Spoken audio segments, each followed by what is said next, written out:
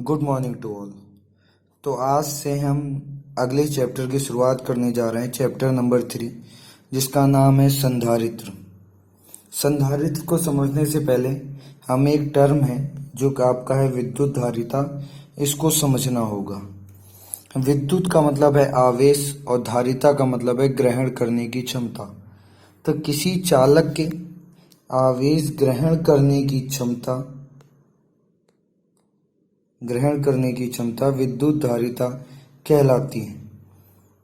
अब ये नाम से क्लियर है, आपको डेफिनेशन याद करने की जरूरत नहीं पड़ेगी। विद्युत मतलब आवेश और धारिता मतलब ग्रहण करने की क्षमता।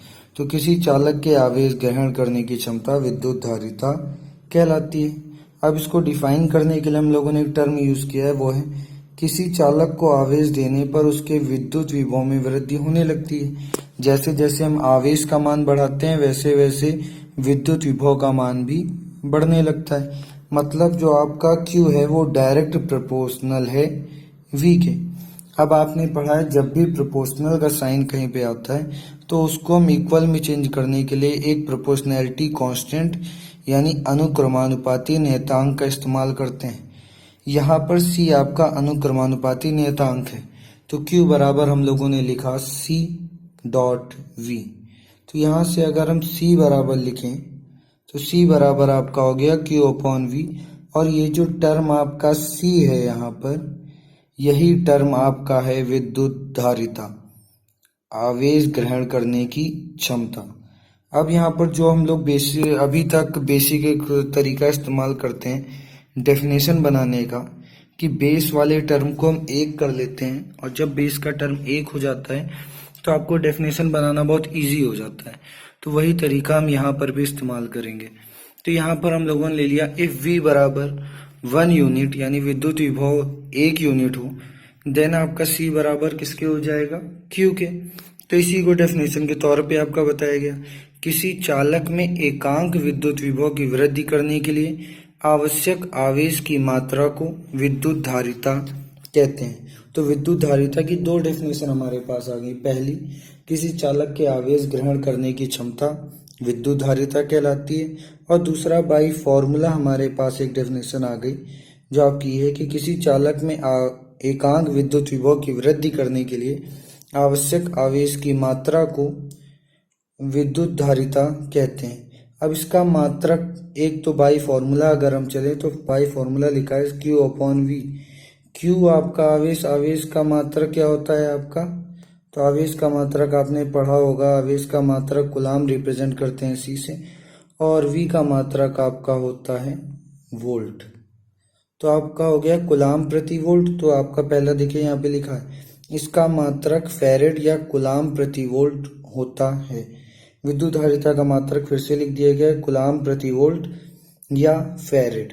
फैरेड भी कई जगह इस्तेमाल किया जाता है, याद रखिएगा। माइक्रो फैरेड करके अधिकतर आता है, तो माइक्रो का मतलब 10 की पावर -6, वो टर्म आपका है। उसके बाद आगे बढ़ते हैं, तो अब जो सबसे इम्पोर्टेंट है, विद्युत धारिता का कई बार विमा पूछी गई है। तो विद्युत धारिता की अगर हम विमा निकालते हैं, विमा फर्स्ट ईयर में निकालना हमने सीखा है, तो विद्युत धारिता की विमा बराबर होगा Q की विमा बटे V की विमा। यहाँ पर आपका ये जो चिन्ह है, सिंबल इस तरह का, इसका मतलब है बटे, तो Q की विमा बटे V की विमा। तो अब यहाँ पर अगर हम देखें Q की विमा और V की विमा दोनों हमको याद है, तो हमने डायरेक्ट रख दिया है और सॉल्व कर लिया है। पर मुझे पक्का विश्वास है कि आप लोग को याद तो होगा नहीं, और ना आप लोगों ने पहले इसको निकालने की प्रैक्टिस की होगी। Q की विमा कुछ बच्चों ने पूछा था, उनको बताया भी गया था, पर V की विमा मुझे नहीं लगता आप में से किसी ने भी निकाली है। तो पहले इस टॉपिक को देख लेते हैं कि Q की विमा और V की विमा होगी क्या। तो इधर देखते हैं हम लोग, आवेश की विमा की बात करते हैं। तो हाई स्कूल में आपने एक फॉर्मूला पढ़ा होगा Q बराबर IT, जहाँ पर Q आपका आवेश, I विद्युत धारा और T आपका समय। जब कहा जाता है कि एकांक समय में प्रवाहित आवेश की मात्रा को विद्युत धारा कहते हैं, तो वही आपकी डेफिनेशन यहाँ पर आपकी यूज की गई, Q बराबर IT। तो Q की विमा बराबर I की विमा बराबर O इंटू T की विमा। आई की विमा आपने विद्युत धारा की विमा पढ़ी होगी, एम्पियर, ए इससे रिप्रेजेंट किया जाता है, और टी की विमा मतलब टाइम, टी से रिप्रेजेंट करा जाता है।